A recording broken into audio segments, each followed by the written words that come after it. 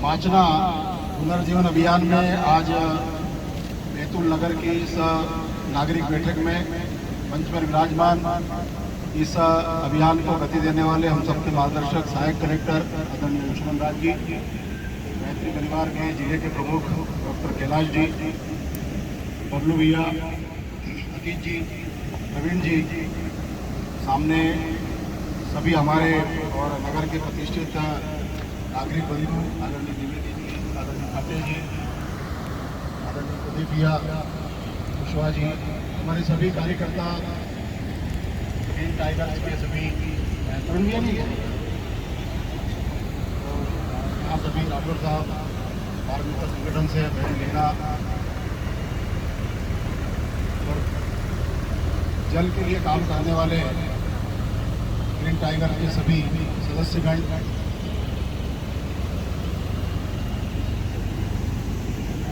एक नदी जो है वो एक पारिस्थितिक तंत्र के रूप में इस धरती पर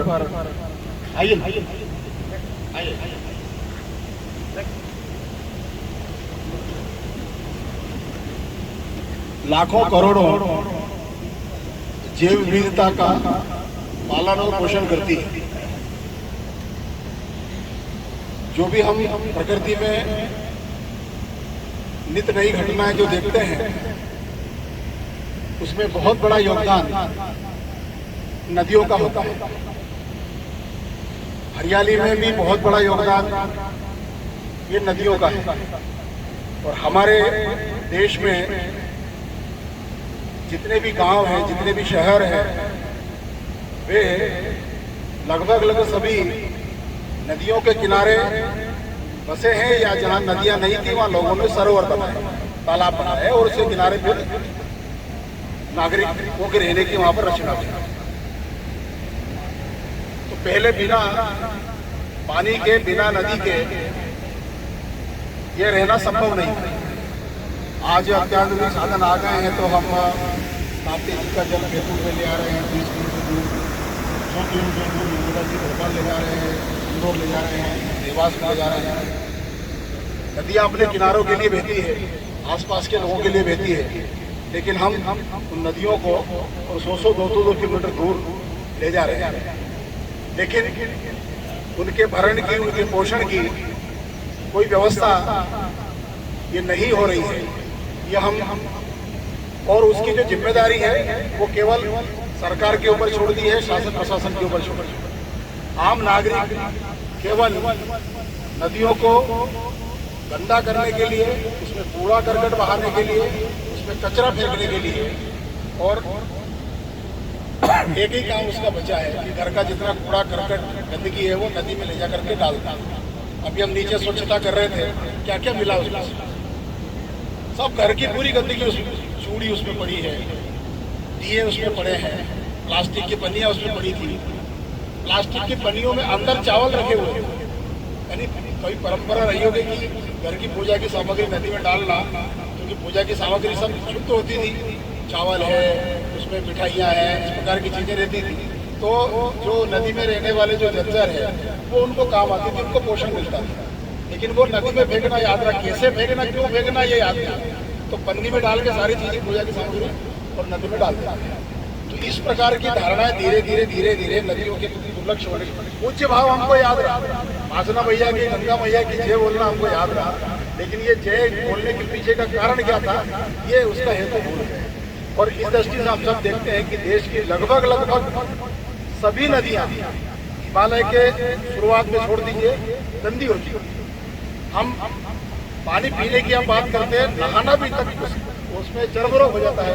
ऐसी हमारी गंगा यमुना की स्थिति होती है। तो इन नदियों के प्रति फिर से समाज का ध्यान आकृष्ट कराना, उसके लिए अनेक प्रकार के अभियान भारत सरकार के द्वारा, राज्य सरकारों के द्वारा चल रहे हैं, चाहे वो नमामि गंगा अभियान हो, चाहे यमुना मिशन हो, अनेक प्रकार के अभियान हर नदी पर चल रहे हैं। मध्य प्रदेश सरकार ने भी पिछले अनेक वर्षों से हर जिले में और एक नदी पुनर्जीवन का अभियान प्रारंभ किया है। हर ब्लॉक में बाद में फिर एक नदी को एक टारगेट करके और उसमें सारे लोगों को लगा करके और उस नदी को पुनर्जीवन को लेकर के अनेक बड़े बड़े काम, चाहे डैम है, या छोटे छोटे बांध हैं, ऐसे काम हुए हैं। लेकिन जब तक उस नदी के तट पर रहने वाले लोग जागरूक नहीं होंगे, जब तक स्वामी विवेकानंद जी कहते थे कि दुनिया की सारी संपत्ति ला करके आप किसी गांव में रख दो, अगर उस गांव के लोग जब तक नहीं जाएंगे तब तक उस गांव का विकास नहीं होगा, तो गांव अच्छा नहीं करेगा। तो उस नदी के किनारे रहने वाले लोग जब तक जागरूक नहीं होंगे, आप नदी पुनर्रचना को लेकर के कितने ही काम कर ले, कितनी ही जल संरचना बना ले, वहाँ के नागरिक जब तक जागरूक नहीं होंगे, सावधान नहीं होंगे, तब तक उस दिशा में सही और हम सफल नहीं हो पाएंगे। तो इस दृष्टि से जब ये अभियान की बात आई तो सहायक कलेक्टर महोदय और एक छोटी सी मीटिंग हुई, उसमें ये ध्यान में है कि सरकार के पास तो बहुत योजनाएं हैं काम करने के लिए, जल संरक्षण के लिए, जल संरचना बनाने के लिए, लेकिन जब तक उसमें जन भागीदारी नहीं होगी, आम जन का जुड़ाव नहीं होगा, तब तक ये योजना सफल नहीं होगी। और इस दृष्टि से फिर इस अभियान को शासन, सामाजिक संगठन और आम समाज, ये तीनों की त्रिवेणी मिला करके और इस काम को किया जाए, ये योजना बनी। और उस दृष्टि से प्रारंभिक तौर पर नदी जहाँ से प्रारंभ हुई है महावाचना आमला के और ससावाड़ पंचायत से, वहाँ से प्रारंभ होकर के और ये शाहपुर तक जाती है और ये लगभग 180-85 किलोमीटर का यात्रा अपने जिले में और तय करती है।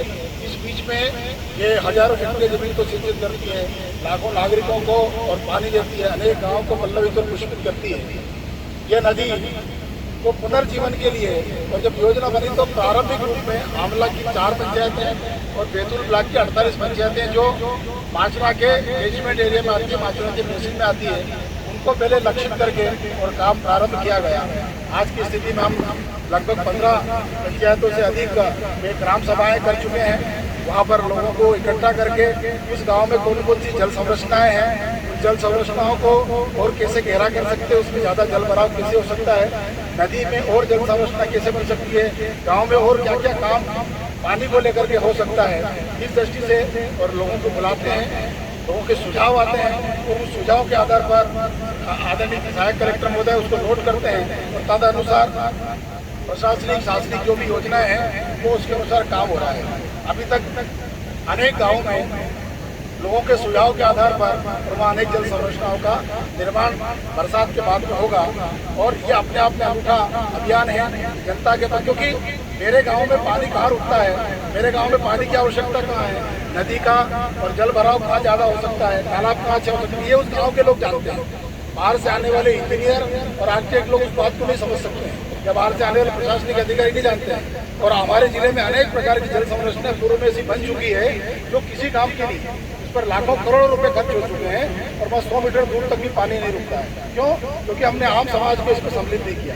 और इस दृष्टि से स्थान स्थान पर ये कार्यक्रम चल रहे हैं। आज बैतूल नगर के नागरिकों की यह सभा है और इस आम सभा में आप सब लोगों के जो सुझाव आएंगे कि हम माँ माचना को पुनर्जीवित करने की दृष्टि से बैतूल शहर जो सबसे बड़ा क्षेत्र है, बाकी अनेक पंचायतों को मिला लें तो बैतूल शहर अपने आप में बड़ा है, क्योंकि यहाँ बाहर से भी पानी आता है और यहाँ पर और लगभग 30,000-40,000 घर होंगे, कितने होंगे? 30-40,000 के लगभग घर होंगे।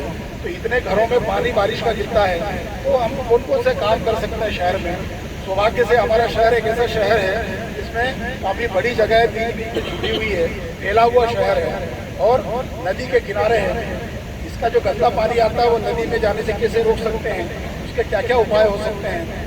पौधारोपण को लेकर के अनेक संस्था हमारे यहाँ पर गिर टाइगर जैसे शहर में काम कर रही है, संजय भैया काम कर रहे हैं और भी अनेक लोग, छोटे जी और बहुत सारे लोग काम कर रहे हैं। तो इसको हम अभियान को और कैसे गति दे सकते हैं और नई जल संरचना को लेकर के क्या क्या चिंतन हो सकता है, इस दृष्टि से आपके जो भी सुझाव जो भी मन में आते हैं। हमारे नगर में पूर्व में भी कुछ जल संरचना बनी हुई है, कुछ तालाब हैं, उनका और क्या क्या हम कर सकते हैं, वो तालाब पर अतिक्रमण नहीं हो, उस दृष्टि से हम सब स्वयं को नागरिक जागरूक रहने की आवश्यकता है। नदियों पर, नालों पर अतिक्रमण नहीं हो, नदी किनारे जो बचे हैं किनारे कम से कम सुरक्षित रहे। तो इस दृष्टि से आप सबके सुझाव कार्यक्रम में आमंत्रित है। मैं आप सबसे निवेदन करता हूँ कि हम अगले 1-2 वर्षों में और शाहपुर तक जाएंगे, ग्राम तक जागरण करते हुए। लेकिन हमारा यह बैतूल नगर की बहुत बड़ी जिम्मेदारी है कि हम यहाँ से जो नदी निकल रही है उस नदी को साफ सुथरा आगे भेजें। जैसी थी उसी प्रकार की नदी आगे से जो आ रही है उसको गंदा ना करके उसको साफ करके हम आगे भेजें, क्योंकि इसका पानी हम पीते हैं। इसके जल से हमारा जीवन बना है, इसके जल से उपजे अन्न से हमारा शरीर बना है।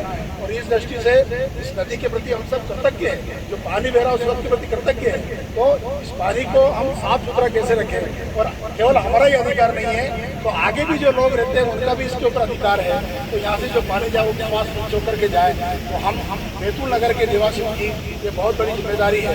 और इस दृष्टि से हम सब लोग आज यहाँ पर उपस्थित हुए हैं। हम आपस में अगले 1 घंटे में और सब लोगों के सुझाव आदरणीय कलेक्टर साहब के मार्गदर्शन के पश्चात हम सब एक दूसरे को सुझाव देंगे, इसको नोट करेंगे और उस दृष्टि से प्रशासनिक दृष्टि से शासकीय दृष्टि से क्या क्या योजना बन सकती है और जन भागीदारी के रूप से हम कौन कौन से काम इस नगर में और नदी के ऊपर कर सकते हैं, इस दृष्टि से आपकी यह सभा आयोजित की है। आप सब लोग बड़ी संख्या में यहाँ पर आए, आप सबका बहुत बहुत धन्यवाद। माचना मैया की जय।